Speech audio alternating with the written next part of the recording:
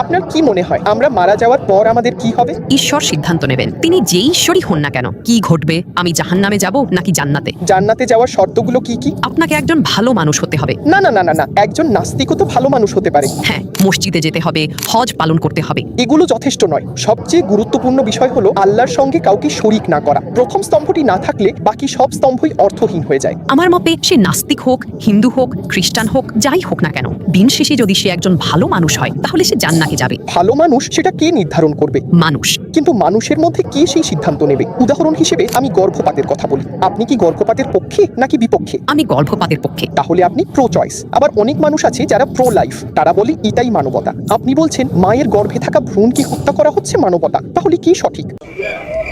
বুঝতে পারছেন আমি কি বলতে চাইছি? এটাই সেই ক্রস রোড যেখানে প্রত্যেক মানুষ একদিন এসে দাঁড়ায়, কারণ কাউকে না কাউকে তো চূড়ান্ত সিদ্ধান্ত নিতে হবে। আমরা বলি সেই কর্তৃত্ব আল্লাহর, কারণ তিনিই আমাদের সৃষ্টি করেছেন, তিনিই আমাদের সবচেয়ে ভালো জানেন।